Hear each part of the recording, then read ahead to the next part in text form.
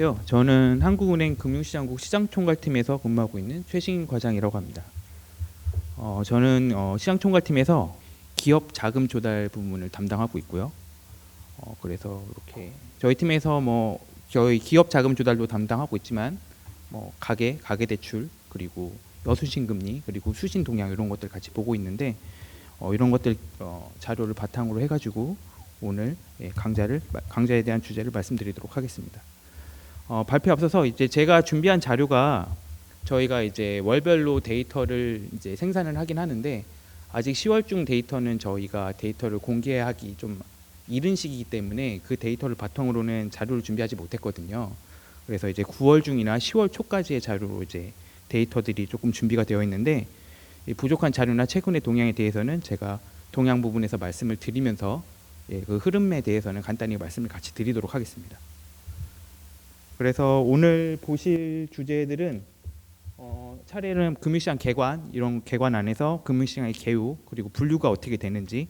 통화정책의 파급 경로가 어떻게 되는지에 대해서 간략하게 말씀드리고, 그 이후에는 최근 금융시장 동향 그리고 주요 이슈에 대해서 말씀을 드리도록 하겠습니다. 금융시장 개관은 저희 금융시장 개요 그리고 분류, 통화정책 파급 경로 이렇게 요 순서대로 말씀을 드리도록 하겠습니다. 금융시장의 정의. 금융시장은 가계 기업 그리고 경제 주체들이 금융상품을 거래하면서 필요한 자금을 조달하고 여유 자금을 운용하는 시장을 의미합니다. 사업 목적으로 어떤 투자를 하거나 주택 구매 그런 목적에서 자금이 필요한 사람이 보통 이제 이자를 지급하면서 자금을 빌리고, 그리고 월급 아니면은 기업들 같은 경우에는 사업 자금 운용하고 남는 운용 자금 이렇게 해서 자금에 여유가 있는 사람들이 운용 자금을 이렇게 활용하면서 운용하면서 이자나 기타 관련된 소득을 얻는 그런 시장이라고 보시면 될 것 같습니다. 간단한 예시로는 저희가 가서 보통 저희 가게에서는 소비하고 남는 그 돈을 저축을 많이 하기 때문에 저축을 하고, 그런 저축된 돈을 바탕으로 기업들이 투자를 위한 자금을 빌리는 이런 시장이라고 보시면 될 것 같습니다.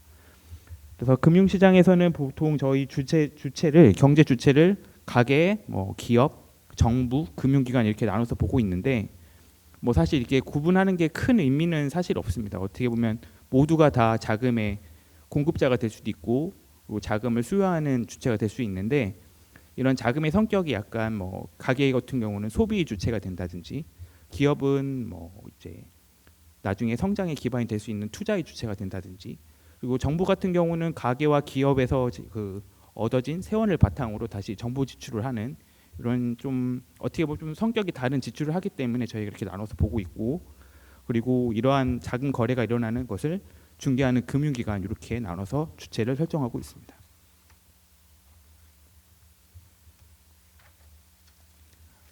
금융시장에서의 그 주요한 역할은 사실은 금융시장이 자금을 이제 운용하고 싶은 사람 그리고 자금이 필요한 사람이 좀 더 손쉽게 자금을 맡기고 자금을 운용할 수 있고 또 자금을 대여할 수 있는 이런 역할을 한다고 볼 수 있습니다. 가령 너무 극단적인 가정이긴 하지만 은행이 없으면은 개인 같은 경우는 자기가 쓰고 남은 돈을 어떻게 운용할 방법이 따로 없고, 만약에 운용하고 싶다고 해도 누가 돈이 필요한지 그리고 어떤 사람에게 돈을 줘야 내가 원금을 떼이지 않고 다시 받을 수 있는지 이런 거에 대한 정보가 사실 부족한 상황이고, 돈이 필요한 사람도 자기가 분명히 될 만한 사업거리를 갖고 있고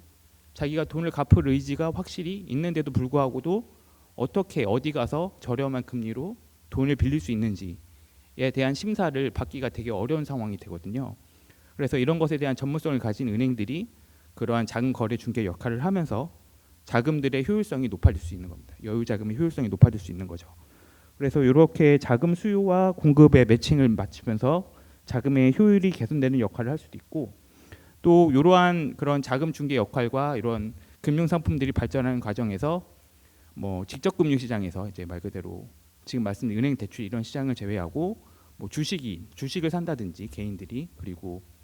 회사들이 발행한 채권을 산다든지 이런 식의 여러 가지 투자 상품에 대해서 자기의 운용 자금을 이렇게 활용하면서 여러 가지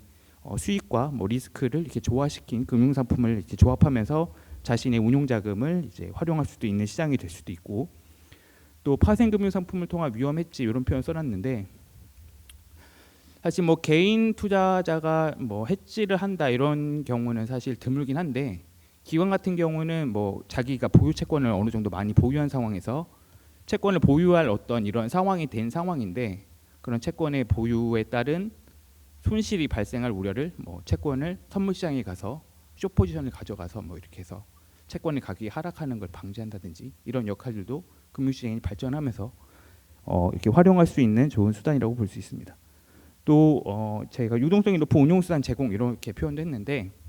이제 뭐 저희 보통 표현하는 자산 유동화 증권 이런 식의 표현을 쓰는데, 부동산이나 뭐 이렇게 자산, 그러니까 현금화되어 있지 않는 자산을 같은 경우는 그거를 판매하거나 뭐 어떻게 뭐 그렇게 하지 않으면 현금화가 될 수가 없는데, 그런 자산을 담보로 대출을 받거나 아니면 그런 담보 자산을 바탕으로 유동화 증권을 발행해서 현금화 될 수 있는 성격으로 이렇게 증권화한 다음에 유통을 시켜서 유동화를 시킬 수 있는 역할을 수행하기도 하고요. 그리고 시장 기율 기능 수행 이렇게 되어 있는데, 이건 사실 어떻게 보면 금융시장에서 필연적으로 나올 수밖에 없는 기능이라고 볼 수 있는데, 아까 말씀드렸듯이 은행이 없으면 누가 어느 정도 돈을 갚을 수 있는지, 그리고 어떤 사업이 건전한지에 대한 이런 판단이 상당히 모호해지는데, 금융시장 자체에서 그런 심사나 이런 것들을 바탕으로 어느 금융기관이 시장에서 퇴출되어야 되는지, 그리고 어떤 사업은 자금을 대여받을 수 없는지 이런 데에 대한 감시 기능이 발달하면서 자금의 효율성이 좀 더 높아질 수 있는 기능을 수행한다고 볼 수 있습니다. 이런 금융시장의 구분은 저희가 이제 사실 금융시장의 구분도 저도 이제 학교에서 배우고 할 때 거시책 앞에서 이런 금융시장 부분 뭐 이런 영향이 나오긴 하는데, 이런 부분을 사실 많이 간과하고 지나쳤던 부분이긴 하고, 사실 뭐 어떻게 보면 금융이라는 시스템 자체를 이해하는데 크게 도움이 안 될 수도 있는데요. 저희가 이제 금리가 파급되거나 아니면은 시장에 따라서 약간의 성격이 다른 성격이 나타나는 경향이 있어서 이걸 구분해서 한 번쯤 살펴보는 것도 도움이 될 수 있다고 개인적으로 생각을 하는데요. 이제 직접 금융시장 같은 경우는 은행과 같은 뭐 자산운용사, 은행과 같은 금융기관의 거래를 끼지 않고 개인들이 직접 채권을 산다거나 뭐 기업들이 채권을 산다거나 주식을 사는 이런 직접적으로 중개기관을 통하지 않고 그런 자금 거래를 하는 행위를 말하고, 그 행위가 일어나는 시장을 의미하고, 간접금융시장은 저희가 이제 통상 많이 하고 있는 은행을 통해 거래를 하는 시장을 의미합니다. 이게 성격이 좀 다른 게 어떤 식으로 나타나냐면은 어떤 뭐 금융 위기나 어떤 아니면 금리 변동이라든지 뭐 이런 특이한 충격이나 뭐 변동상 경제에 영향을 줄 수 있는 어떤 충격이 발생했을 때 간접금융시장 같은 경우는 반응 속도가 조금 더딘 편입니다. 직접금융시장보다. 직접금융시장은 주식, 채권 등 바로 이제 경제 주체 간 거래로 가격이 바로바로 반영되는 시장이기 때문에 어떻게 보면 좀 과도하게 반응할 때도 있고 엄청 선반영해서 미리 빨리 변할 수 있게 되고, 그래서 그러한 변화의 속도가 엄청 빠른데, 간접금융시장 같은 경우는 저희가 이제 뭐 주담대를 받거나 뭐 신용대출을 받거나 이렇게 해서 나타나는 은행을 끼고 도는 그 자금 거래 행동이기 때문에,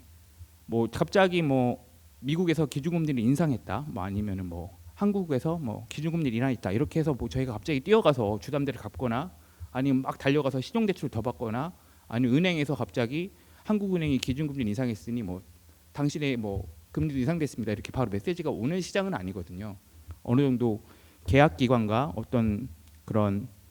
간접금융시장 안에서 있는 그런 금융 소비자들을 보호하기 위한 이런 장치들이 다 같이 제 기간 안에서 설정이 되어 있기 때문에 변동 속도가 다소 느려질 수밖에 없는 시장 이렇게 볼 수 있고, 그래서 이렇게 볼 수 있고요. 그래서 만기에 따라 뭐 단기금융시장, 장기금융시장 이렇게 구분하고 있는데, 이러한 직접금융시장과 뭐 간접금융시장 모두 그런 시장 안에서 다루고 있는 금융상품이 어떤 만기를 가지고 있는지 여부에 따라서 또 이 반응 속도가 달라지거나 아니면 그 방향이 달라질 수가 있거든요. 그래서 뭐 지금과 같이 뭐 기준금리 인하를 많이 기대하고, 그러면서도 향후에는 또 기준금리 인하 속도가 더딜 것 같다 이렇게 그러한 기대가 같이 공존하고 있는 상황에서는, 단기금리는 이제 정책금리에 따라서 감소할 수 있지만 장기금리는 뭐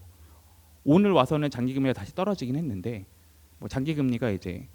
경제 불확실성이 커지고 뭐 향후 물가가 오를 것 같다 이런 기대 때문에 다시 오를 수도 있거든요. 그래서 서로 반대되는 이런 모습을 보일 수도 있고 그런 과정에서 이제 그런 금융 만기에 맞춰서 이루어진 금융 상품들도 그런 지표에 맞춰서 금리가 다시 엇갈릴 수도 있거든요. 그래서 보통은 그런 흐름을 같이 하는 경향이 많긴 한데 나눠서 보면 또 나눠서 보이는 경향이 있어서 저희가 이렇게 시장을 보고 있습니다. 그래서 이렇게 시장이 구분된 상황에서 저희가 이제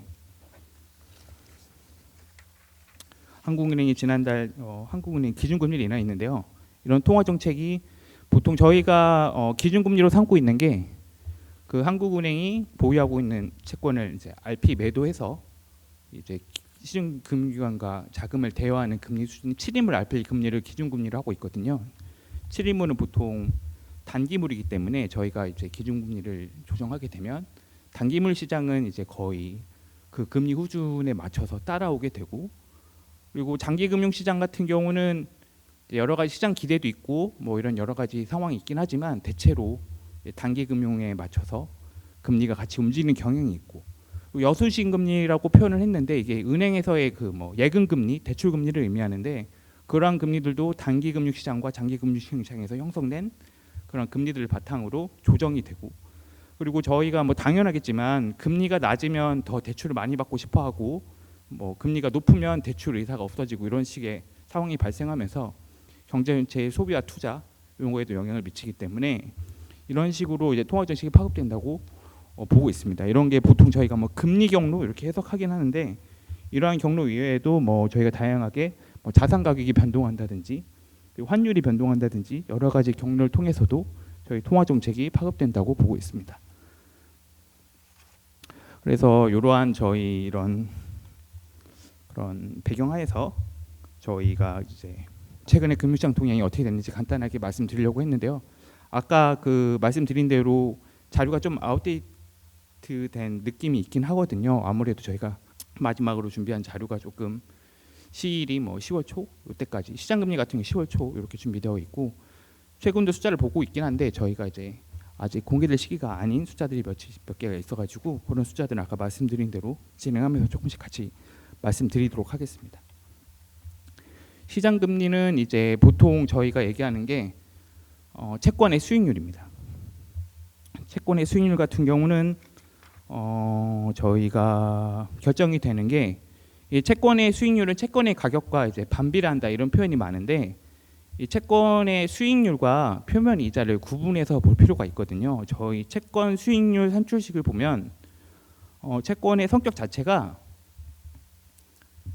채권의 수익률이 높으면 어떤 의미를 가지냐 하면 채권은 보통 채권 종류가 여러 가지 있긴 한데 보통 원금채라고 해서 만기에 돌려주는 원금의 금액이 있고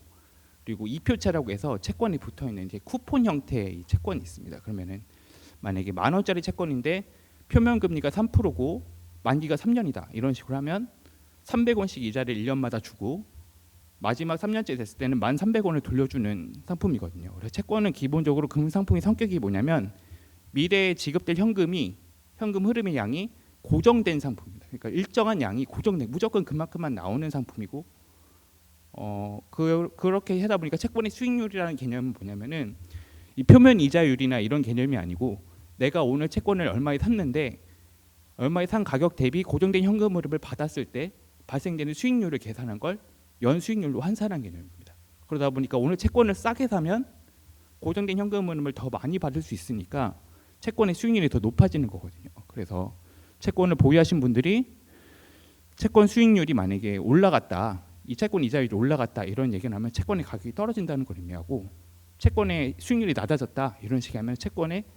그 가격이 올라갔다는 이야기가 되거든요. 최근 같은 경우는 글로벌적으로 뭐 최근은 아니죠. 뭐 작년 말까지는 채권 금리가 상당히 많이 올라간 상황이어서 말 그대로 채권의 수익률이 많이 올라간 상황이어서 채권의 가격이 매우 낮은 상황이었거든요. 그래서 뭐 국내적으로 채권 수요가 많이 있었고 뭐 개인분들께서도 채권 투자를 많이 한 걸로 알고 있는데 최근에도 뭐 채권 가격 같은 경우에 변동성이 심한 상황이고 그래서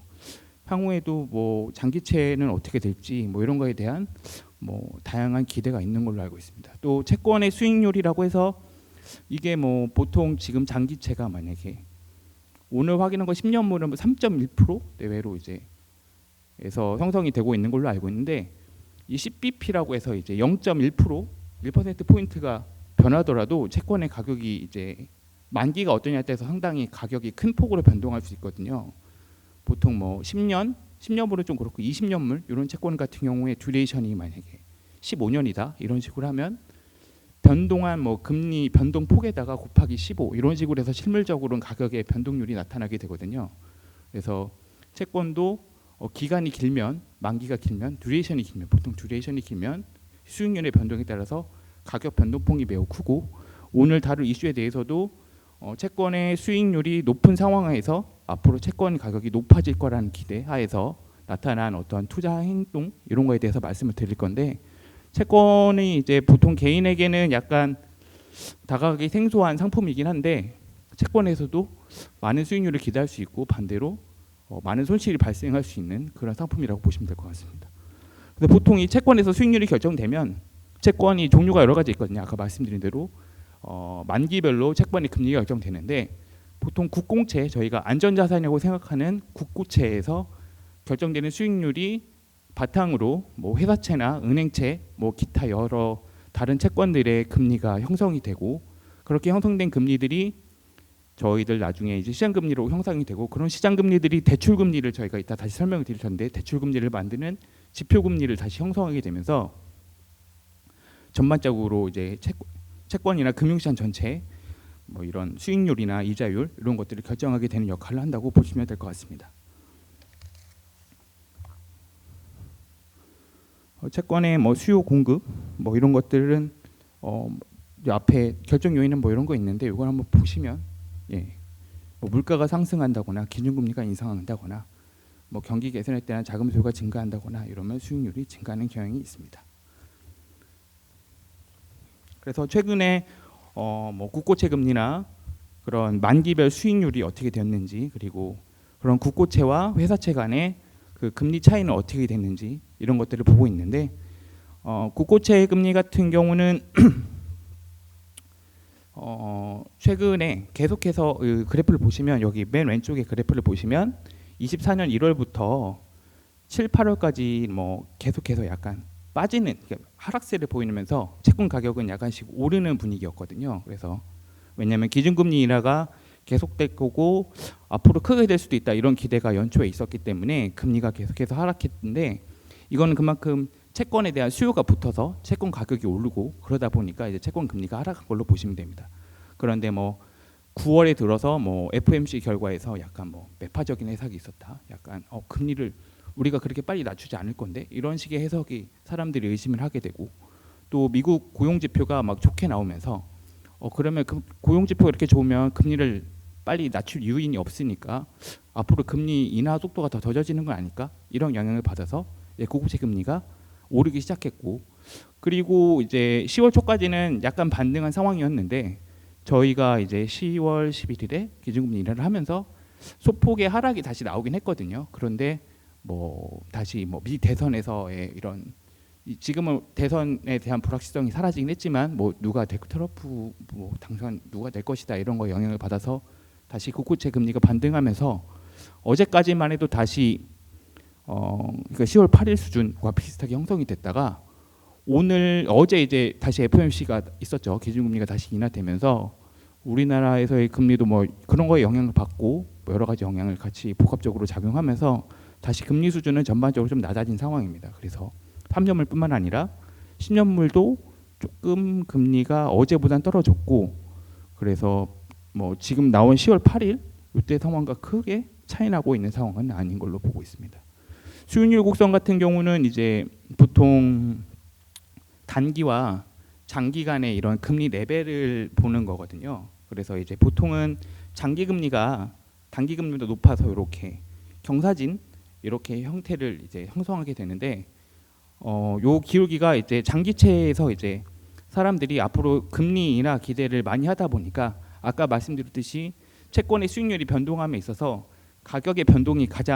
수익을 가장 많이 자본이득이라고 하는데, 채권의 자본이득을 가장 많이 획득할 수 있는 게 장기채거든요. 같은 CPP가 변하더라도 그 기간에 거의 곱하기식으로 해서 수익을 얻을 수 있기 때문에 장기채에 대한 수요가 많이 몰리면서 금리가 이렇게 역전되는 현상이 계속 나타났었는데 그런 금리 인하 기대가 후퇴하면서 점점 이렇게 가팔라지는 형태로 나왔거든요. 그래서 우리나라도 뭐 그런 상황이 9월 중에 발생했다 이렇게 보시면 될 것 같습니다. 회사채도 이제 국고채가 이제 3.0 이런 수준에서 저희가 이제 금리 인하 전에서의 금리 수준인데 그 수익률 수준인데 저희가 기준금리가 3.5% 수준인데 채권이 3.0 뭐 3.2.9 후반대에 이렇게 형성이 돼 있으니까 사실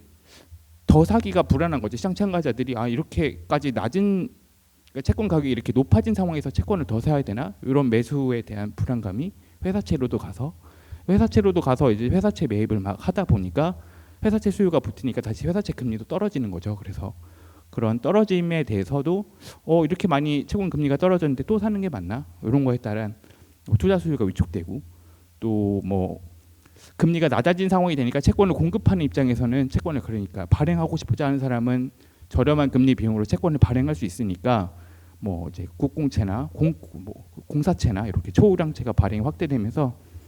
신용 말 그대로 채권 시장의 공급 물량이 늘어나면서 금리가 약간 상승하면서 확대된 영향이 있었는데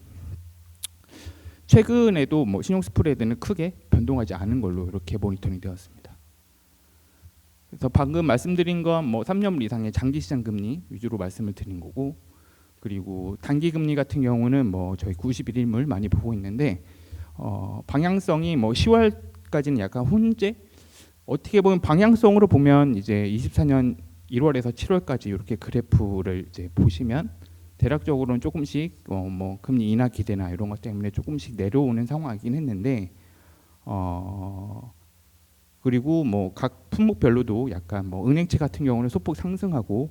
통화한채 금리는 하락하고 뭐 CDCP는 뭐 거의 보합 수준 이런 식으로 나타나면서 좀 방향이 엇갈린 모습을 보였는데 이 이후에 11월이 아니고 10월 말까지의 수준은 단기 금리는 이제 아무래도 저희 기준금리 인하 영향을 받아서 대체로 다 하락하고 있는 그런 상황으로 모니터링 되고 있습니다. 그래서 계속해서 아까도 말씀드렸는데 저희가 이제 여수신 금리 같은 경우는 저희가 대출 그리고 저희가 은행에다가 예금을 했을 때 나타나는 금리 그 수준을 의미하는데 그 금리가 어떤 식으로 형성이 되는지에 대한 요 설명을 간단하게 붙여놨습니다. 저희가 이제 보통 여수수익 금리를 산정하는 데 있어서 지표금리, 가상금리, 뭐 가감 조정금리 이런 식으로 써 있긴 한데 이게 크게 다른 표현이 아니고 저희가 이제 은행 상품을 대출을 하려고 이렇게 보다 보면 그 금리 고시한 옆에 이렇게 써 있어요. 기준금리, 뭐 기준금리는 뭐 코픽스로 산출, 뭐 은행채 3년물 금리, 5년물 금리로 산정 이런 식으로 표현이 돼 있거든요. 그래서 거기서 말하는 기준금리가 지표금리로 보시면 되고요. 그리고 저희가 대출을 받을 때 얼마나 오랫동안 받을 건가, 그리고 뭐 고정으로 받을 건가, 변동금리 상품으로 받을 건가, 아니면 또 나의 신용 점수가 얼마인가, 그리고 담보대출인가, 아니면 그냥 신용대출인가 이런 거 여부에 따라서 은행들이 가상금리를 더하고 또 가상금리에는 저런 것뿐만 아니라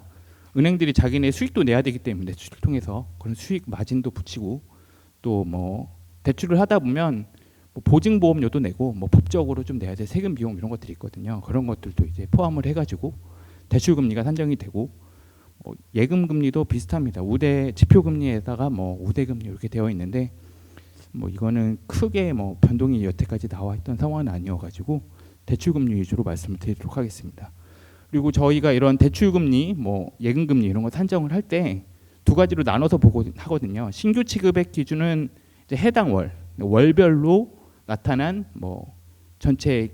뭐 그 한정된 금리 그런 대출 상품을 취급했었던 금리를 가중평균한 그 금리 수준을 얘기하고 잔액 기준은 현재 쌓인 모든 대출에 대해서 금리 수준이 어떻게 됐는지를 보는 기준으로 봅니다. 그래서 뭐 신규 취급액 기준 금리는 말 그대로 최근의 동향을 파악하는 데 조금 더 유용한 정보를 제공하고요. 잔액 기준 금리는 여기 뭐 예대금리 차를 통해 은행 수지에 대한 관한 정보를 제공도 하지만 어떻게 보면 사회 전체적으로 그 은행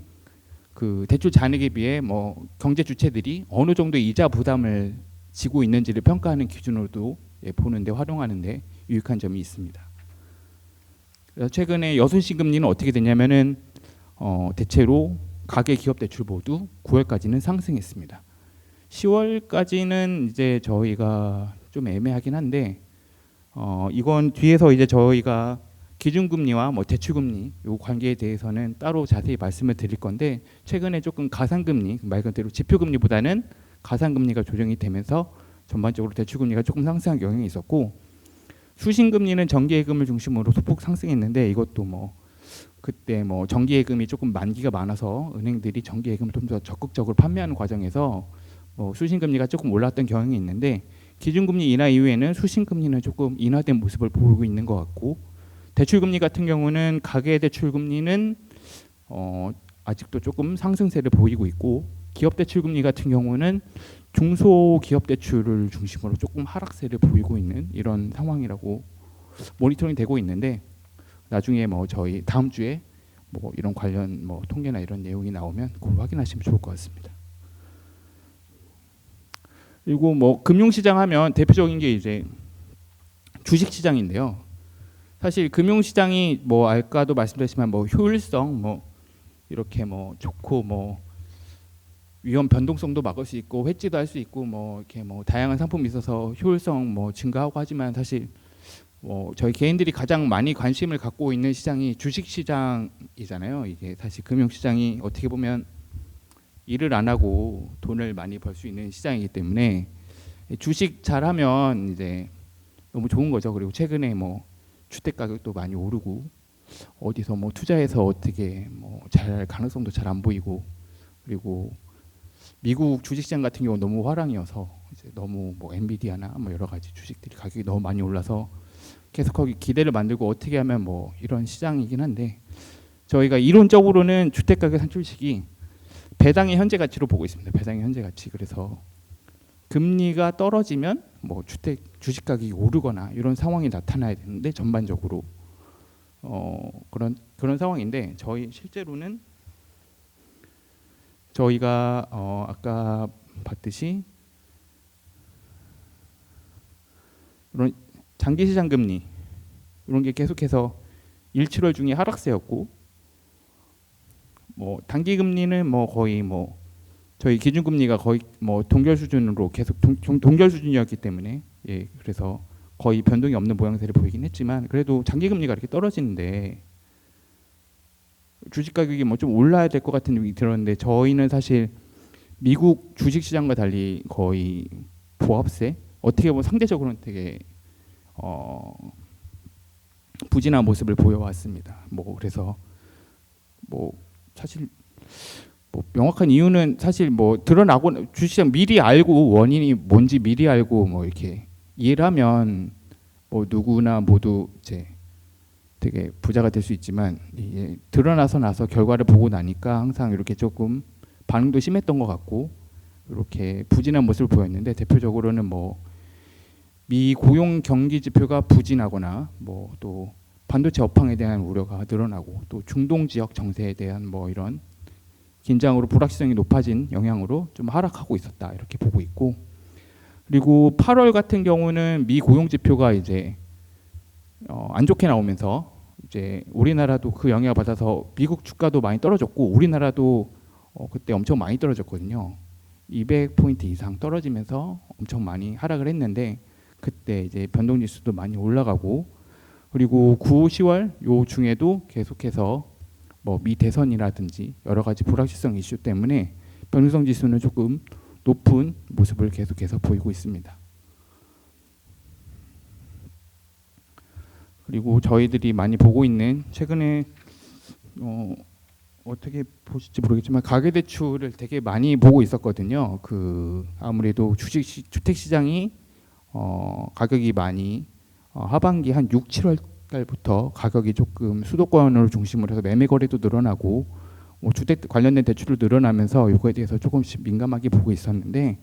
뭐 최근에 들어서 9월 달 같은 경우는 이제 그래프를 보시면 8월 달에 금융권 가계대출 이렇게 보다 보면 뽕긋하게 이렇게 나와 있죠. 10조 원 가까이 나왔다가 9월 달에는 그런 증가세가 많이 줄어들면서 증가폭이 축소가 됐습니다.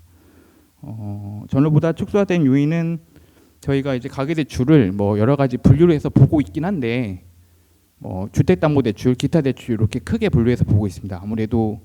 뭐 분류를 어떻게 하는지는 사실 뭐 커다란 기준이 없는데 가계대출에서 주택담보대출이 차지하는 비중이 너무 크다 보니까 이걸 오려내서 저희가 따로 보고 있고, 기타 대출은 저희가 일반적으로 가서 그냥 받는 신용대출, 그리고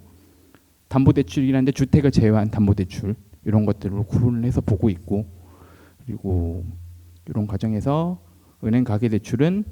조금 저 가계대출은 이제 주담대 그리고 기타 대출을 포함한 개념인데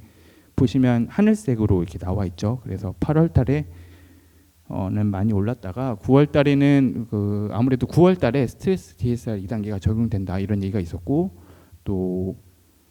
은행권 입장에서도 너무 많이 늘어난 주택 관련 대출을 조금 정리할 포트폴리오를 조정하는 노력이 있어서 가상금리를 인상한 영향이 있었는데, 이런 영향들이 복합적으로 작용하면서 가계대출 증가 규모가 줄어든 것으로 그렇게 보았습니다. 또 9월 달 같은 경우는 보통 은행들이 자기네들의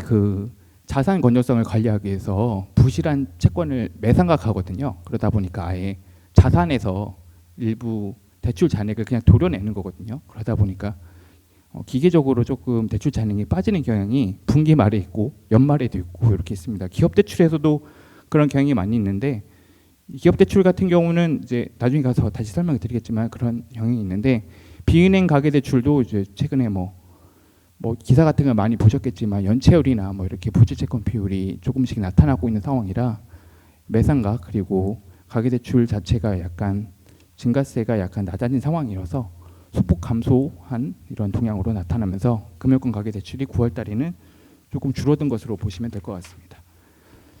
가계 대출은 방금 말씀드린 대로 보통 은행, 비은행 이렇게 설명을 드렸는데, 이게 사실 가계는 당연히 대출을 이용할 수 있는 시장이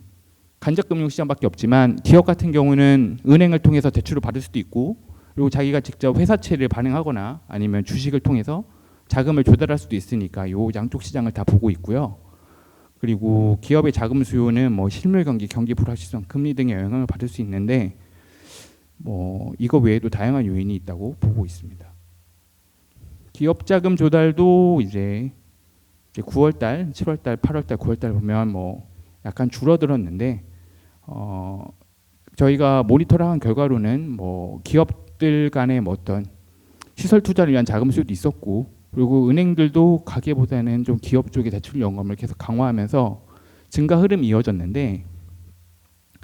분기 말 같은 경우는 은행 자체로도 이제 자기네들이 부실 채권을 매상각하면서 대출하는 게 줄어드는데, 기업들은 이제 공시 의무가 있는 기업들 이런 경우 같은 경우는 자기의 유동성 비율이나 부채 비율을 조금 더 개선시키기 위해서 일시적으로 대출을 상환하는 행동을 조금씩 주기적으로 보이고 있거든요. 그런 영향이 같이 받으면서 대출 금액 자체의 순증 규모는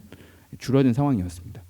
지적 금융 자금 조달도 회사채가 연초에는 많이 발행됐는데 그 이후에 계속해서 순상환이 지속되고 있거든요. 그래서 그런 영향이 계속해서 나타나면서 지적 금융 조달에서도 감소하는 이런 수치가 나왔습니다. 그래서 전반적으로는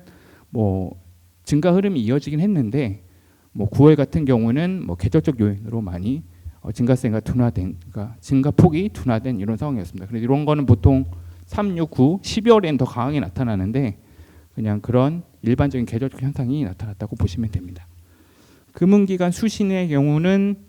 9월 중에 수시 입출식 예금이 증가했는데 이것도 분기말 효과로 저희가 계절 효과로 이렇게 설명을 드렸는데, 이 기업들 아까 같은 경우는 대출을 이제 일시적으로 상환하는 기업들이 있는 반면 MMF로 해서 이렇게 좀 더 고수익을 이렇게 운용하던 기업들이 그 자금을 빼가지고 이제 수시 입출식 예금 쪽으로 입금을 해서 자기의 유동 비율을 개선시킨다든지 이런 패턴을 보이고 있기 때문에 그런 영향으로 증가했고, 아까 수신금리 말씀드릴 때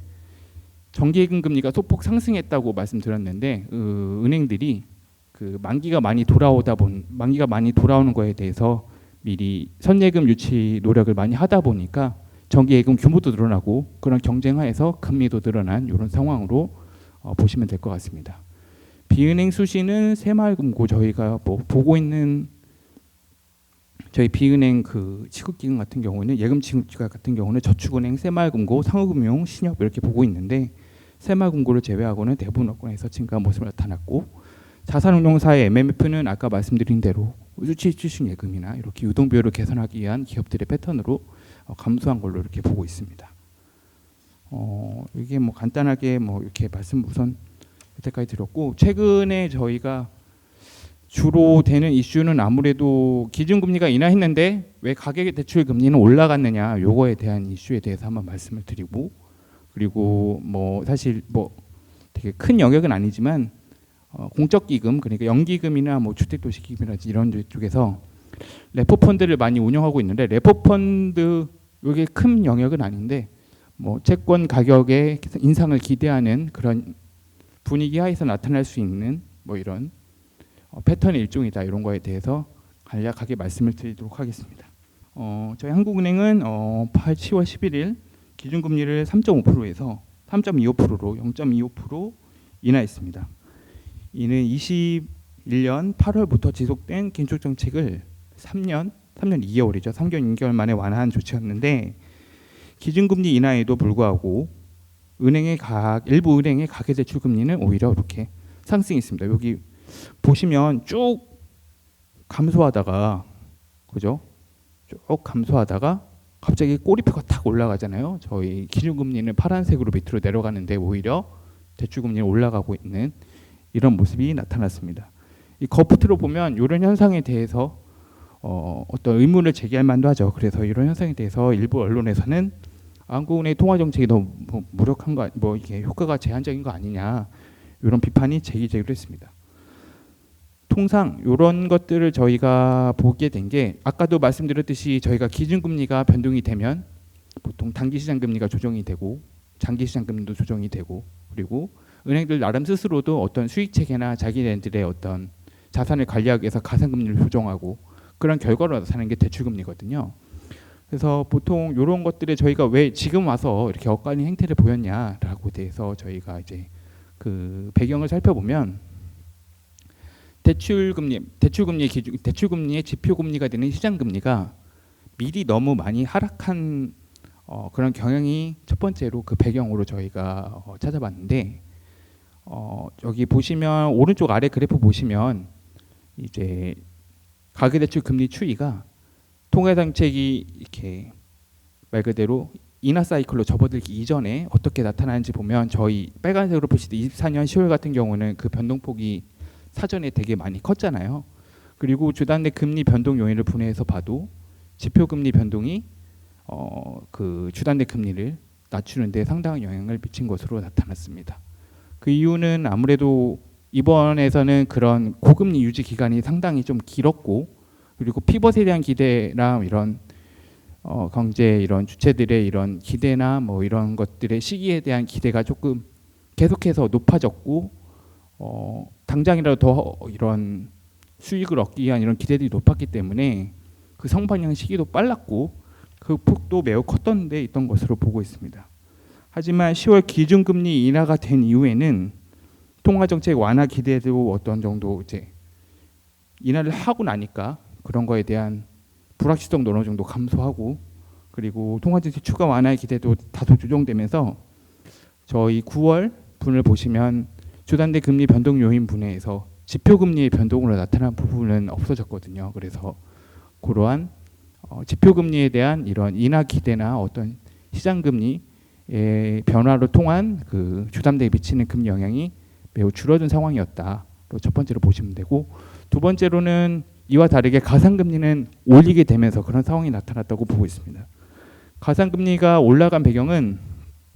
첫 번째로 연초부터 대환대출 플랫폼이나 이런 식을 통해서 은행들의 가상금리가 거의 제로 수준에 머무는 기간까지 나왔거든요. 2, 3, 4, 5월 보시면 뭐 이제 가상금리가 마이너스로 가는 상황도 있고 이렇게 해서 경쟁을 좀 치열하게 하면서 은행들의 그 가계대출 포트폴리오가 조금 크게 늘어난 경향이 있었습니다. 이런 경향 하에서 은행들이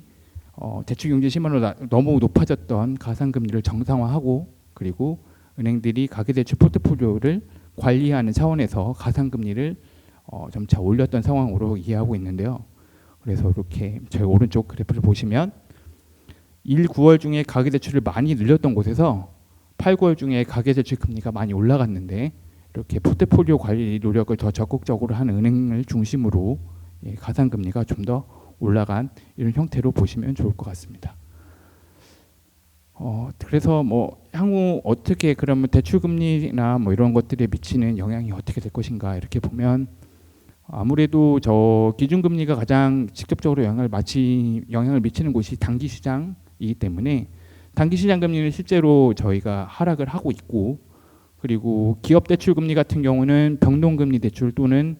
만기가 짧은 위주의 대출이 많기 때문에 단기시장 금리를 지표금리로 산정하는 경우가 많거든요. 그래서 그런 금리가 점차 하락될 것으로 전망하고 있고, 그리고 저희가 여태까지 말씀드렸던 이런 시장 금리 그리고 대출 금리가 이제 신규 취급의 기준에 대해서 금리를 말씀드렸는데, 사회 전반적인 이자 부담이 되는 잔액 대출 금리 같은 경우는 계속해서 하락하는 추이를 보고 있기 때문에 사회 전반적인 이자 상환 부담은 점차 완화될 것으로 보고 있습니다. 그래서 이런 상황을 봤을 때 너무 단기적으로 이렇게 일정 상품의 치중에서 통화 정책의 효과를 판단하기보다는 조금 긴 틀과 큰 틀과 좀 긴 시기에서 종합적으로 그 통화 정책의 영향을 판단할 필요가 있고, 기준금리의 인하의 영향이 점차 이제 대출금리로도 원활히 파급될 것으로 그렇게 평가하고 있습니다.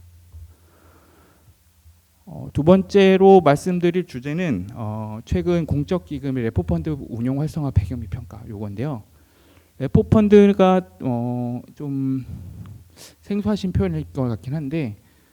보통 레포펀드는 어떤 펀드를 의미하냐면 예를 들어 100억의 자산으로 첫 번째로 맨 처음에 고공채 등을 매입합니다. 그리고 고공채를 매입해서 우선 100억 원의 고공채를 보유한 다음에 그 고공채를 담보로 대출을 받아요. 다시. 그래서 뭐 지금 규정에 있어서 한 20% 정도는 현금화 자산을 남겨놔야 되기 때문에 다시 80억 정도 대출을 받아서 그걸로 다시 회사채를 사는 거죠. 그래서 자기가 80억을 빌릴 때 나오는 금융 비용 그리고 80억의 회사채를 운용해서 나오는 운용 수익의 차이가 있으면 그만큼 더 수익을 획득할 수 있는 레버리지 펀드라고 보시면 돼서 100억을 가지고 대출까지 받아서 180억의 자산을 운용하는 그런 펀드의 개념이죠. 그래서 사실은 보면 이게 좀 위험성도 리스크가 있을 것 같다고 판단도 되지만, 지금 뭐 자산운용사를 통해서 연기금이나 기금, 공적 기금들이 이 펀드를 자주 활용하고 있는데, 그 펀드들이 왜 이렇게 활성화되고 있는지 그 배경을 평가하고자 합니다. 제가 아까 방금 말씀드렸듯이 이렇게 RP 매도라는 개념 자체가 이제 국공채를 통해서 자금을 빌리는 행동을 의미한다고 간단하게 보시면 되는데, 그 규모가 이제 꾸준히 늘어나고 있죠. 빨간색으로 표시된 그 상황인데, 시장 자체에서 이렇게 RP 매도 잔액이 늘어나고, 말 그대로 RP를 통해서 자금을 대여하는 금액 수가 늘어나고, 그 돈으로 뭐 수익률이 높은 카드채라든지 캐피탈채 이런 것들을 사다 보니까 그런 것들의 스프레드, 말 그대로 거기에 대한 수요가 많이 생기다 보니까 그 금리 수준이 떨어지면서 스프레드도 점점 낮아지는 이런 모습을 나타났습니다. 그래서 이렇게 왜 이렇게 활성화됐나라고 봤는데, 오른쪽 아래 그래프를 보시면 주요 공적기금의 운용 수익률이 22년도쯤에 상당히 많이 낮아졌거든요. 그러다 보니까 어떤 채권 하나만 사서 그냥 유지하는 것보다는 한 번 더 레버리지 투자를 일으켜서 이제 한 번 더 수익을 더 노릴 수 있는 이런 전략을 활용하게 될 수 있는 장점이 부각되면서 이런 투자 행동을 결정하게 된 것 같고, 사실 이게 레버리지가 되게 어떻게 보면 되게 표현으로나 이런 행동으로 보면 되게 위험하다고 느껴질 수 있는데, 어느 정도 제도나 관리가 잘 되면 괜찮은 투자 방법일 수가 있거든요. 저희가 하고 있는 사실 주택 구매도 사실 어떻게 보면 레버리지 투자의 일종이거든요. 저희가 뭐 1억을 가지고 6천만 원 대출을 받아서 1억 6천짜리 자산을 만들어서 거기서 이제 발생하는 뭐 비용이나 뭐 수익 이런 것들을 고려하는 투자, 뭐 집을 사는 게 투자라고 볼 수는 없긴 하지만 어쨌든 그런 식의 행동 패턴을 보이고 있기 때문에 채권도 이런 식으로 담보대출을 통해서 자기의 그 채권을 살 수 있는 그 자산, 그러니까 자기가 보유 자산을 늘리는 이런 방법이 되기 때문에 자산의 덩치가 커지다 보면 이제 거기서 발생하는 수익률도 커지기 때문에 이런 투자 행동이 나타난 것 같습니다. 또 23년 말부터, 그러니까 작년 말부터 올해 초까지는 이제 채권 수익률이 계속해서 떨어지는 그래프를 아까 보여드렸는데 채권의 가격이 계속 높아지는 상황이었거든요. 그래서 자산 가격이 높아질 거라고 기대하는 상황에서는 오히려 어떻게 자산 크기를 늘리는 게 어떻게 보면 수익을 확보하는 데 있어서 더 유리한 전략이 될 수 있기 때문에 이러한 전략들이 같이 그 공적 기금이나 뭐 이런 쪽에서 메리트가 되었던 걸로 생각이 됩니다. 또 이렇게 하다 보면 이제 여러 가지 유의가 있고 뭐 이렇게 만기가 다를 경우에는 채권의 가격이 사실 이렇게 하더라도 자금을 일정 수준으로 계속해서 대출을 받고 그리고 금리 비용에 사실 노출이 되어 있긴 합니다. 이제 올해 같은 경우는 대체적으로 금리가 하락하는 이런 상황에서 계속해서 이러한 금융 거래가 일어난 거였는데 갑자기 금리가 상승하게 되면 말 그대로 채권의 가격을 내가 두 배로 내가 보유 100억보다 180억 보유한 채권에서 손실이 더 많이 나게 되고 그리고 RP를 통해 자금을 조달하고 있는데 조달 비용은 더 올라가고 이렇게 해서 갑자기 손실이 발생할 요인도 생기거든요. 근데 채권의 특징은 끝까지 그냥 보유하면 됩니다. 만약 그런 가격 변동성이 너무 많이 노출이 되면 끝까지 보유하면 내가 생각한 채권에서 고정적으로 지급하는 현금 흐름은 계속해서 지급이 되거든요. 그러다 보니까 내가 운용하는 채권들의 그 손실 발생 위험을 최대한 만기를 맞춰가면서 줄여가고 그런 위험을 줄여가면서 이제 어느 정도 확정 수익, 금리가 너무 변동했을 때는 변동된 금리 수준에서만 어떻게 부담을 하고 최대한 확정된 수익을 확보할 수 있는 전략이 가능하게 되면서 좀 더 투자 리스크, 그거에 따른 투자 리스크 감소하면서 이렇게 공적 자금을 좀 더 활용하게 된 배경이 된 것 같고 또 뭐 규제나 이런 것들은 좀 복잡한 배경이긴 한데 그 대차 거래나 이런 거에 대해서 어느 정도 현금성 자산을 의무적으로 보유할 비율 이런 것들이 설정이 되면서 조금 레포 펀드에 대한 거래 안정성이 조금 늘어났거든요. 이런 거에 대해서 공적 기금들이 이제 진입 부담이 해소되면서 이제 공적 자금을 통한 이런 레포 펀드가 좀 활성화된 계기가 된 것으로 보고 있습니다.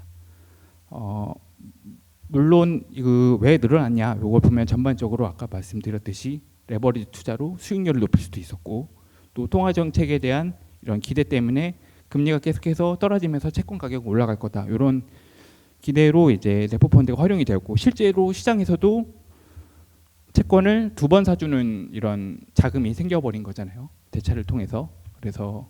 채권에 있어서 자금 수급에 있어서도 어느 정도 긍정적인 영향을 나타냈던 걸로 보고 있고